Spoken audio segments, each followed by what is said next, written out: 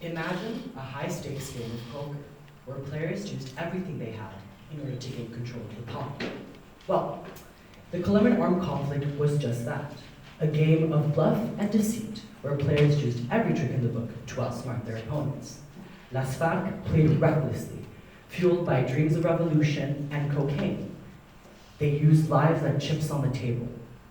We were always seeking for more power, more influence, and more territory. The government played with ruthless efficiency, using firearms and brutal tactics to intimidate their opponents. They made deals with drug cartels and the black market in order to gain the upper hand, and their attacks on paramilitary groups were swift and deadly. Paramilitary groups acted as wild cards, disrupting the game with sudden attacks and terror, and never playing by the book. Drug cartels played the long game, quietly amassing wealth and resources behind the scenes. They had power over politicians and law enforcement, and their influence was felt across the entire board, carefully manipulating the game to their advantage. The Colombian armed conflict claimed countless lives, and it left behind a shattered graveyard of shattered dreams, broken promises, displaced people, and deep wounds that still bleed today. Finally, in 2016, the government and the FARC agreed to a draw, a ceasefire of sorts, born out of exhaustion and realization that the game could no longer be won. The aftermath of Colombia's armed conflict is kind of a fragmented, complex legacy of memories, often obscured by trauma and individualism. Yet, every individual has and holds a unique and painful recollection of the conflict they have witnessed. However, for multiple Colombians, the conflict has yet not ended. Why? Some people who suffered the most during this conflict are left to grapple with what happened, to pick up the pieces of their life, and to rebuild their shattered lives. And more specifically, for people like me, people who were never truly players in the game. We were mere spectators, watching from a distance with a sense of unease and confusion. We didn't know the rules of the game, and we didn't know the outcomes and the consequences of the game. Yet, we were left to grapple with the aftermath of the conflict, to make sense of the chaos, and to kind of understand what was happening and hope that one day the game would be over.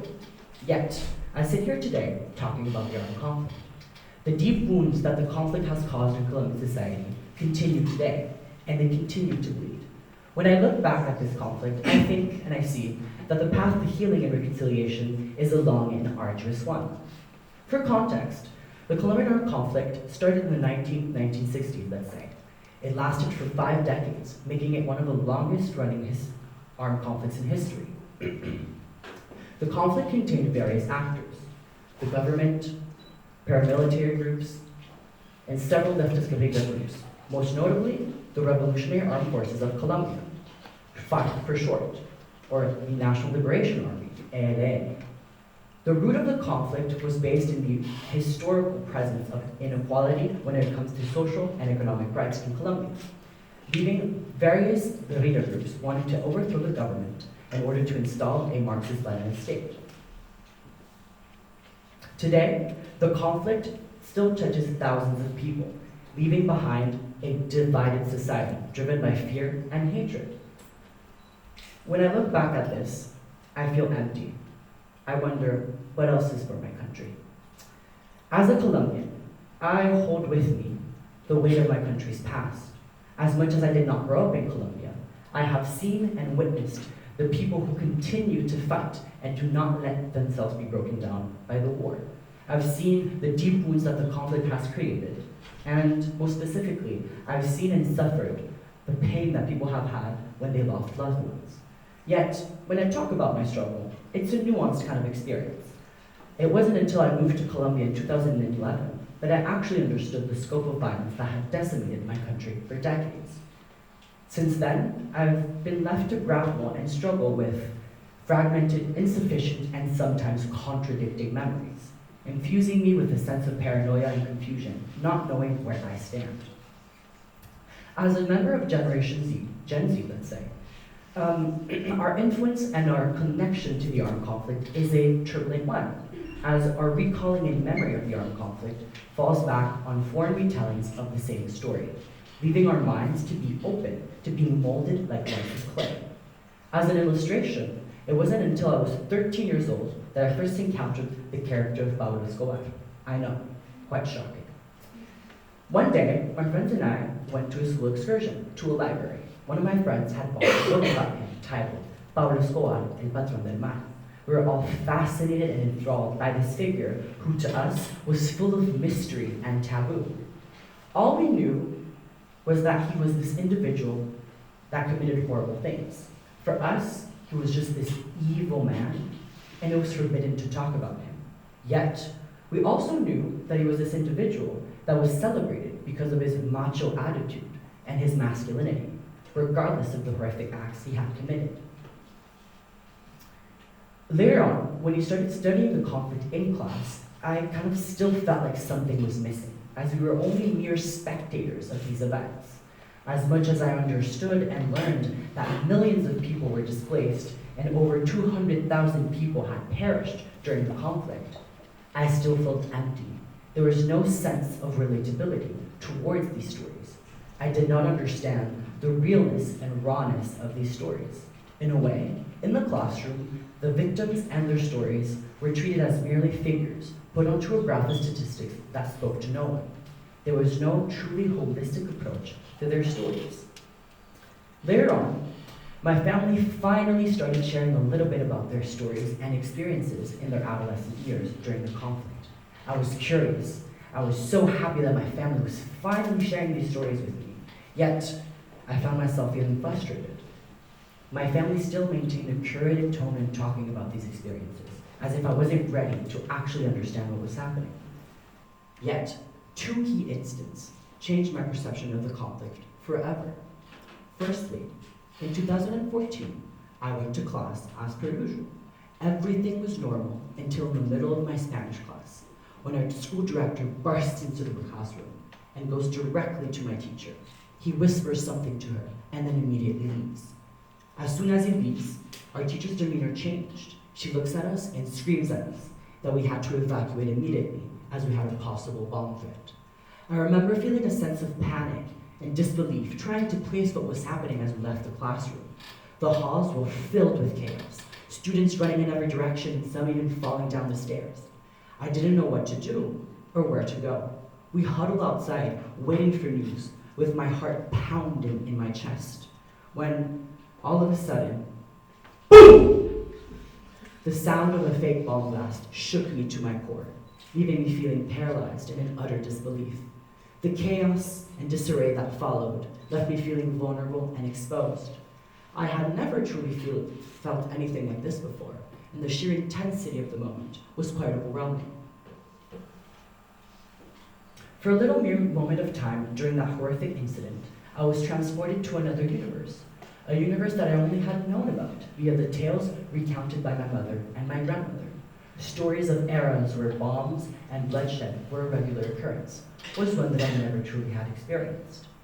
At that moment, even for a glimpse of a second, I was able to relate to these stories, as I had finally put myself through the emotional lens of what it was like to have bombshells, to have bombs, to have kidnappings, to have people and friends of you that were killed.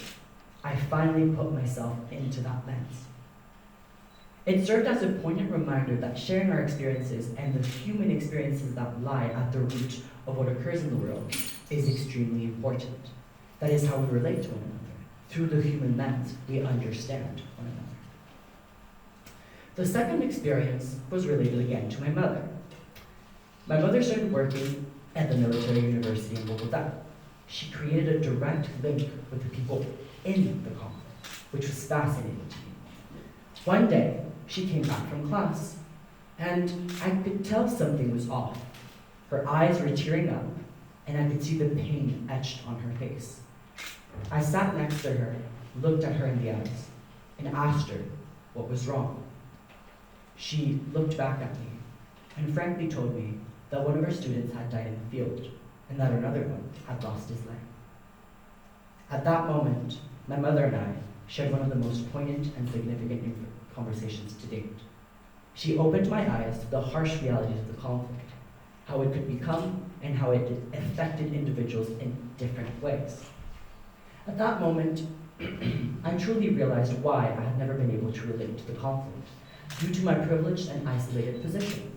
I was never forced to join the military service or be in a position where joining the military was the only option. That said, these individuals did. It also made me realize that the bloodshed and heartache caused by the conflict were still very much present today.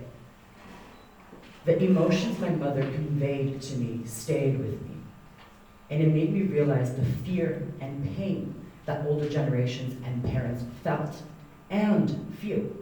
They know the atrocities of the past and do not want their children to face them. It also made me realize that the difference in perception towards the conflict is very important. The inequality in Colombia, whether generational or socioeconomic, became clear to me.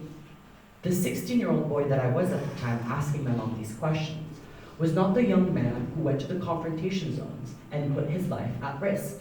Rather, it was the son of her service employee, of her driver, or even of her employer. That was the reality of the conflict. I realized how fortunate I was to have a roof over my head, food on the table, and access to education. Sadly, the students my mother taught did not have the same experience as I did. And it was a stark reminder that the world was not a fair place, and that there were people out there suffering in ways that I couldn't even imagine. My mother's experience shed a light on the importance of empathy and understanding, of relatability, of connecting to one another, and understanding the human experience. All of this made me think, when people of a certain population suffer more than the general population, can we talk about collective memory?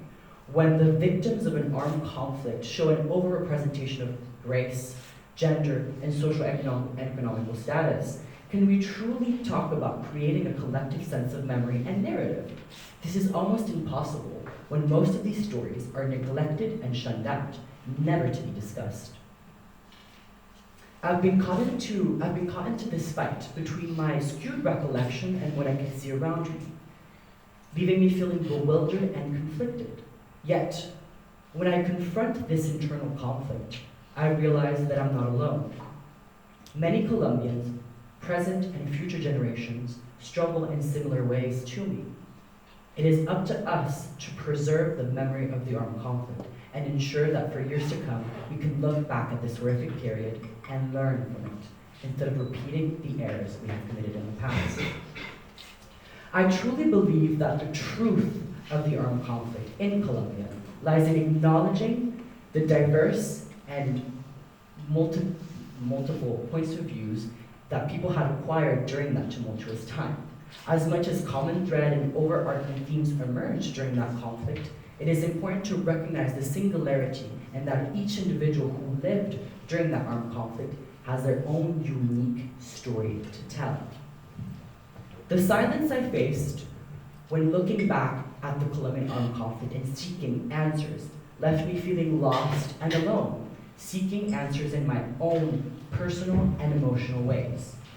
Yet, this should not be the case for future generations. They need better. We need to do better. We need to build trust. We need to relate to one another and understand one another. We need to build bridges instead of walls. We need to stop treating younger generations, my generations, as if we don't have the capacity to understand the complexity of the conflict. We need to stop caring and sheltering people from the truth, as if we keep sheltering from the truth, we keep diverting towards a different path and towards the destiny that is not what we want. If we don't change the way we look at the armed conflict and talk about the armed conflict, we risk allowing a single story to dominate. We risk the manipulation of our mind. That's what I think Gen Z lacks, specifically in the Colombian context, as our memory is not based on what we have experienced. That is susceptible. We're susceptible to the banalization of history and the dangers of the single story, as I mentioned previously, done with Pablo Escobar's character. As soon as my friends and I bought this book, we read it and it was fascinating.